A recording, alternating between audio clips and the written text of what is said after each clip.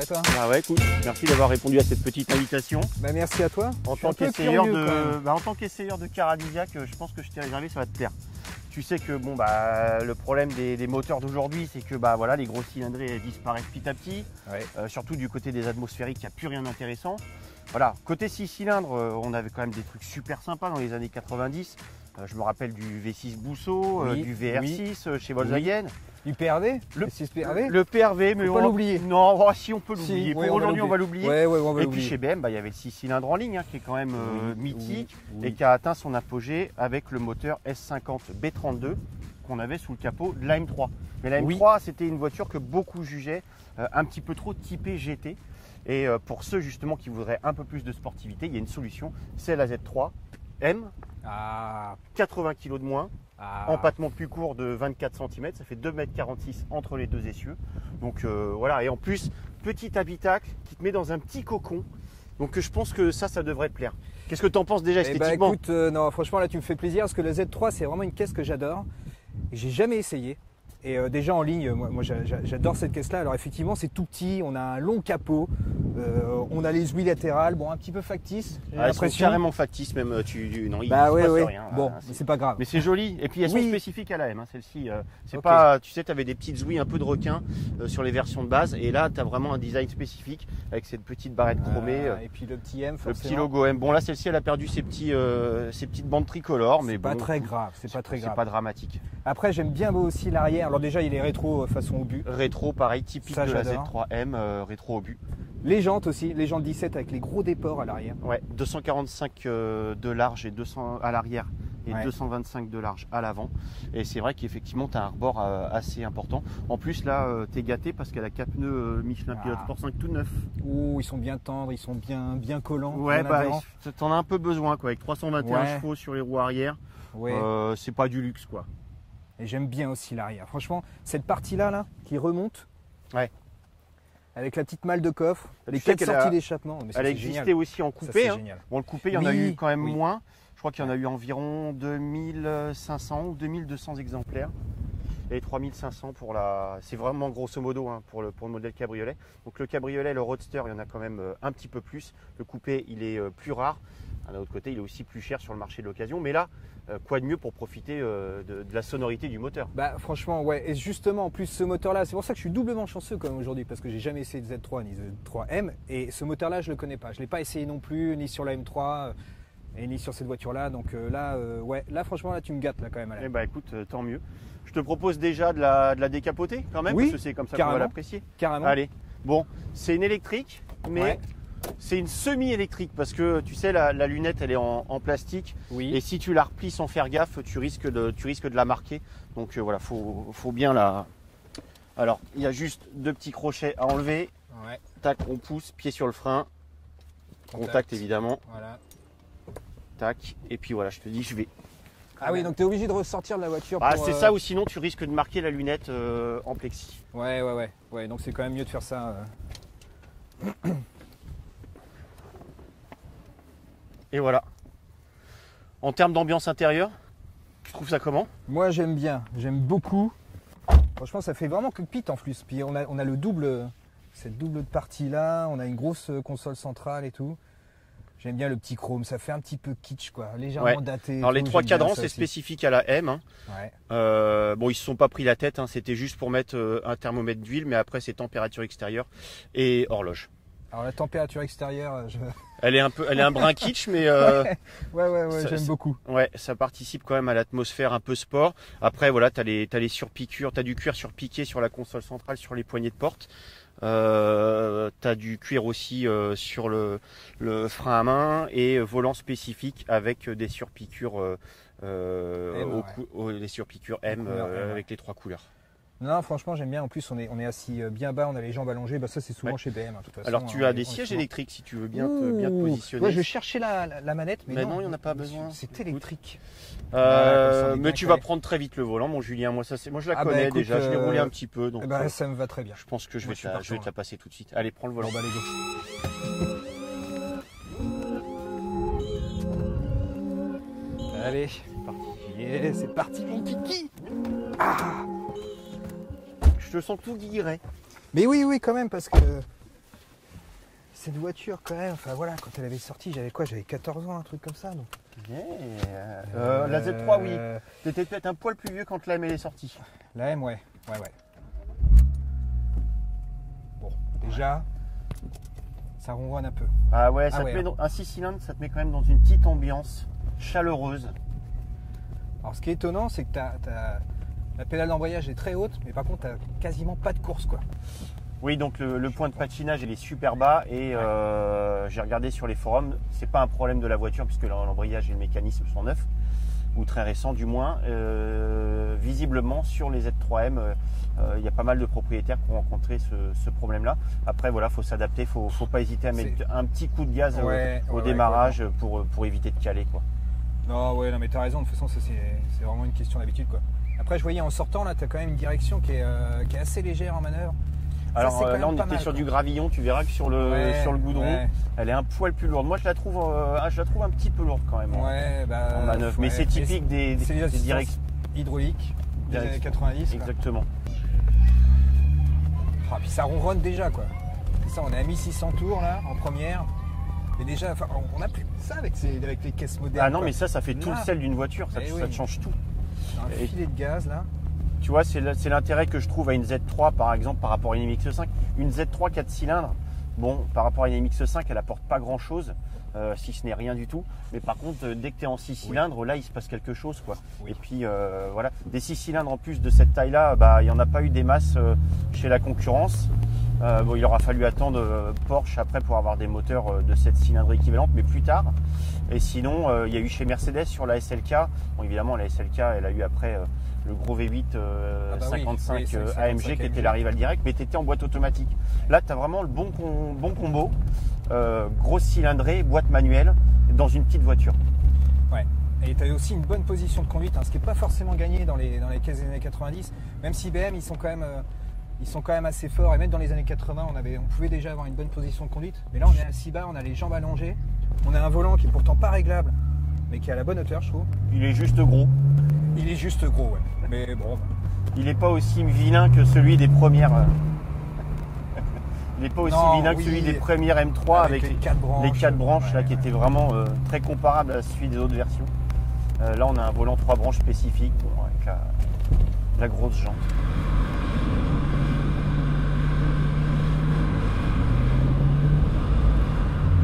Bon, on est sorti de la ville.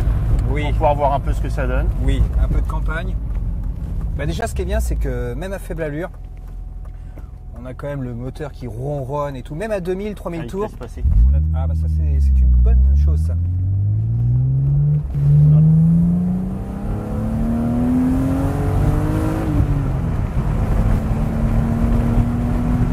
Et tu vas me dire si c'est vraiment une saucisse, comme beaucoup de gens le disent. Si c'est pas rigide, si ça se tord de rire. Déjà, on a un train avant, quand même, qui est directeur. Qui est assez précis et tout. Je m'attendais pas à un train avant. Je savais pas trop à quoi m'attendre finalement, mais on a un train avant qui est quand même bien là, quoi. Ah, puis t'as vu la sonorité. Bon, là, elle a quand même 2 silencieux inox qui sont pas d'origine, mais qui ajoutent un petit peu dans les graves. Ouais. T'as un son bien lourd. Jusqu'à 3-4 000 tours et puis après c'est le moteur qui prend le dessus. C'est pour ça là, tu vois, là on est à 2000 tours. Voilà. Et ça d'origine tu l'as pas. Et après dans les tours.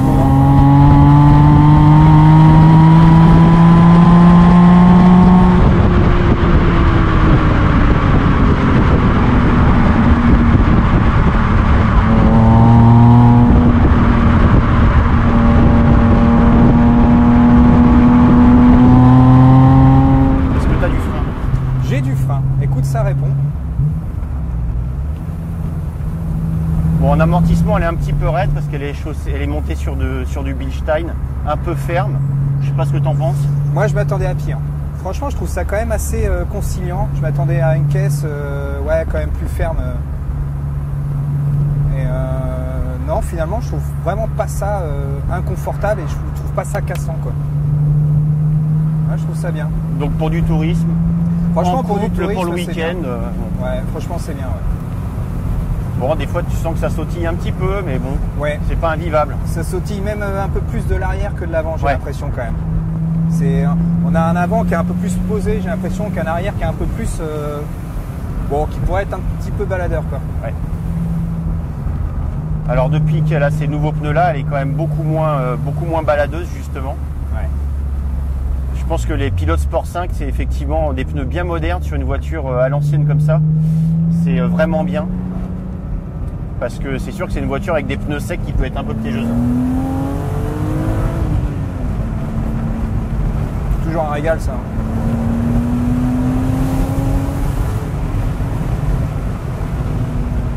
Et autant ce matin je la trouvais un peu intimidante et tout, alors c'est vrai qu'on a eu quand même un passage où c'était un peu mouillé. Et non, plus on la conduit et plus on se sent à l'aise quand même. Et là sur le mouillé, elle m'a épaté avec les pneus neufs parce que quand elle est mal chaussée, cette voiture, c'est vraiment une savonnette, quoi. Même en troisième, il y a une petite crête à 6000 tours et quand tu es sur circuit bien sûr à 150 et qu'elle reprend un petit peu d'énergie à 5-6 000, tu peux avoir le châssis qui part comme ça.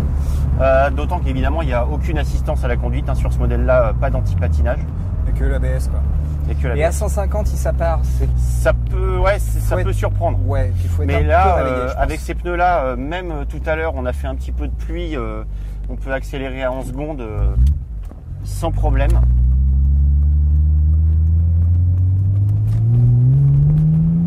Même sous la pluie, on peut accélérer à 11 secondes sur le mouillé jusqu'à 7500 tours. Non mais ce moteur, il est génial. Il a 26 ans. Ah non mais il est en pleine forme quoi. Putain, cette sonorité. Puis c'est ça à 3000, là on est là. Et puis ça reprend à 3000 si tu remets dedans. Ouais. Ah oui, non mais clairement. Ah ouais. Clairement. Il est plein comme un œuf quoi. Ouais. On sent qu'il y a vraiment du plein et puis et tu sens bien qu'il faut vraiment aller au-dessus de 5000 pour avoir vraiment beaucoup de peps quoi. Ouais, mais en fait, c'est un peu Dr Jekyll et Mr Hyde. Oui, mais surtout que tu as tout le temps envie d'aller en haut quoi. C'est malheureusement un pouce au crime quoi. Mais même sur un filet de gaz et tout, on est bien, il se passe quelque chose en fait. Ouais. Tout le temps il se passe quelque chose.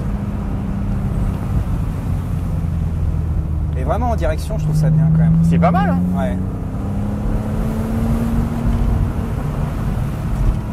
Et puis elle se désunit pas, enfin là, non. Tu vois ton rétro intérieur, le très joli rétro intérieur oui, moi j'aime beaucoup ovale, et ben il vibre pas sur les bosses, hein. C'est pas. Non. C'est pas du tout une caisse qui manque de rigidité.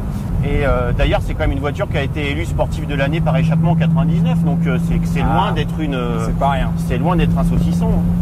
En tout cas, c'est pas le saucisson qu'on veut nous faire croire. Bah, en tout cas, en plus là, on a quand même une route qui est un peu bosselée, donc qui est pas évident, qui fait quand même bien travailler les suspensions au châssis. Et franchement, ça tient quoi. Enfin, c'est cohérent quoi. Non, puis tous les cylindres blocs sont neufs.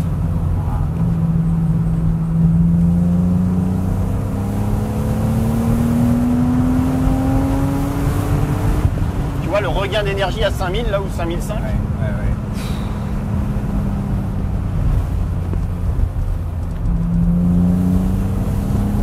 Il y a de la longe et tout.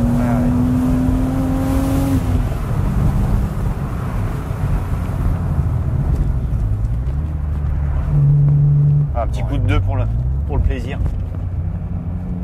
Un petit 7.5.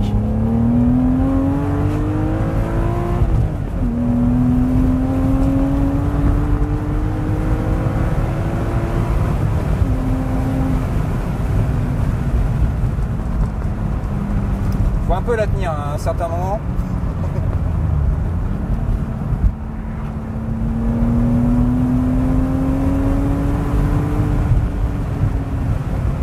Tu vois qu'il y a de quoi passer des bons moments. Ah non, clairement là. Ah, franchement, c'est top comme caisse. J'ai eu une NMXC5. C'était très bien. Mais il manquait quelque chose. Il manquait ça peut-être. Et ça, ce qu'il y a sous le capot quand Après, même. t'as pas la légèreté de la voiture, mais comme tu dis, elle tourne bien quand même globalement. Elle s'inscrit assez vite, la direction est pas mal. Ouais, alors même si elle est moins légère, etc., moi je la prends. Hein. Franchement. Écoute, tant mieux.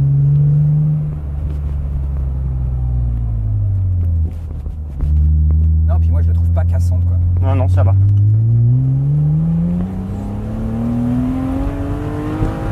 Voilà.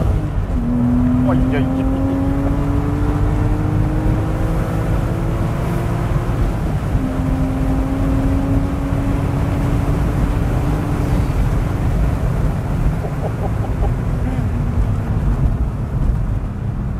Alors tu vois, la boîte tire long. Hein. La boîte tire très long. Ouais. C'est vrai qu'on gagnerait à une boîte, pas forcément 6, quoi, mais en tout cas 6 ou tu peux toujours, effectivement, que tu le soulignes très bien, c'est une boîte 5. Ouais. La M3 36 3 litres 2 avait la boîte 6, la Z3 avait le droit qu'à la boîte 5. Ouais. Mais elle tire pas plus long, mais effectivement, comme tu n'as que 5 rapports, effectivement, c'est étagé long. Sur circuit, tu prends 170 en troisième, donc ça te donne un petit peu une idée de la longueur de la transmission. Ouais.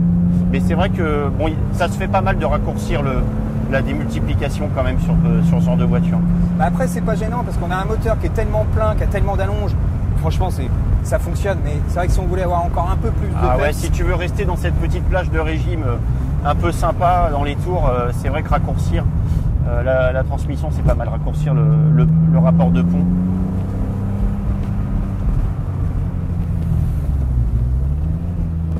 Elle est sympa cette petite route en plus. Bah, écoute, c'est pas mal là. Bon, c'est pas très large, hein. Faut pas. Voilà. Et c'est bien vallonné.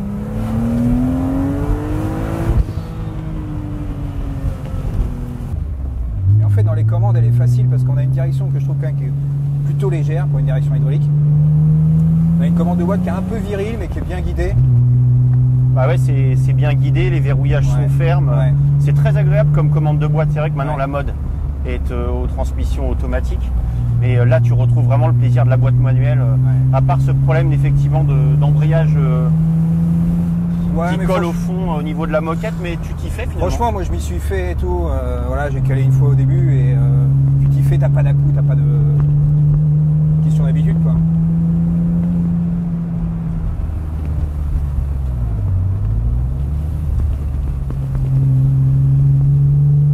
Ce moteur il est toujours là quoi.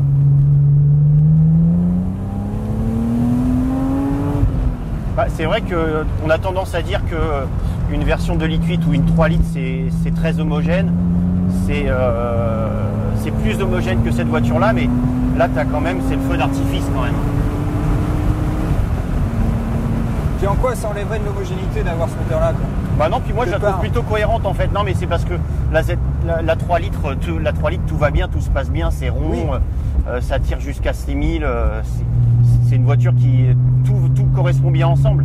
Là tu as un moteur effectivement qui fait presque un peu course dans un roadster typé balade, c'est ça qui peut un peu surprendre. Mais encore une fois, si la voiture elle est bien chaussée, si elle a des bons amortisseurs, des cylindres blocs récents et tout, et puis qu'évidemment tu n'accélères pas comme un sauvage en sortie de courbe sous la pluie en seconde, normalement tout se passe bien. C'est une voiture qui, c'est pas une voiture piégeuse, dangereuse, certainement pas.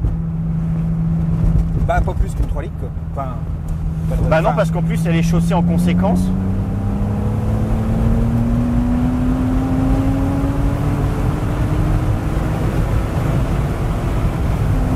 Elle arrête pas de nous couper la parole hein, par contre. Ouais.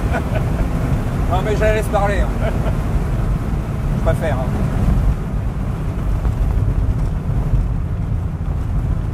T'as toujours des freins? J'ai toujours des freins. T'as toujours de l'attaque. Bon c'est pareil, les plaquettes sont neuves. Non puis c'est pareil, elle a 26 ans, donc après tu vas pas non plus... Non mais tu vois, t'es pas, à aucun moment tu te dis bon tiens ça manque un peu ou tiens ça s'évanouit.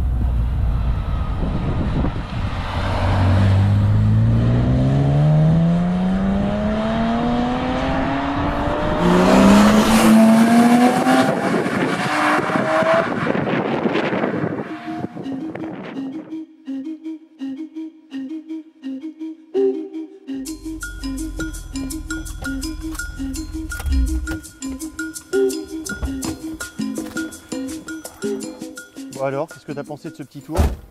Très bien. T'achètes ou pas? Écoute, j'achète. En plus, plus je roule avec, et plus j'en ai envie. Quoi. Parce qu'au début, voilà, c'est pas qu'elle fait un petit peu peur, mais bon, voilà, on y va avec précaution, on fait attention et tout. Et en fait, plus ça va, plus on prend plaisir, plus on prend confiance. Elle a du grip en plus, tu vois. Bon, ouais, franchement, elle a du grip. Les pneus qui sont récents, puis tu as quand même un différentiel autobloquant sur cette voiture, donc pas de problème de motricité. Malgré l'empattement court, c'est quand même plutôt bien adhérent quoi, au niveau du train arrière. Ouais, c'est très bien. Il y a juste le train avant, je trouve qu'il est quand même un peu mieux amorti que le train arrière. Mais franchement, c'est cohérent. Puis en moteur, de toute façon, voilà, rien que pour le moteur, il faut l'acheter. C'est un motif d'achat à lui seul. C'est génial. Ouais. En termes de conso, en général, tu es plutôt à 10-11 litres en conduite cool. Après, évidemment, quand tu roules plus fort, tu peux monter à 15. Après, on compte plus. Non, quand on aime, on compte pas ça en termes de consommation.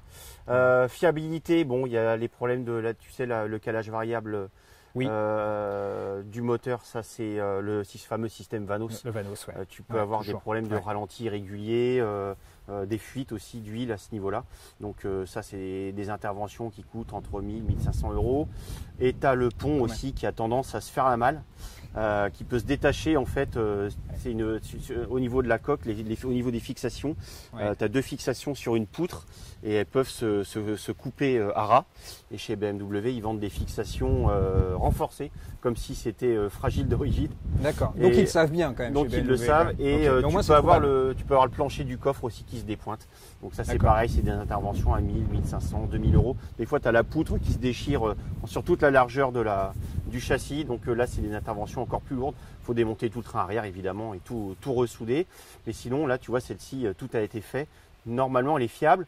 En termes de coût, en termes de budget, la cote a monté, mais pas autant que les M3 finalement.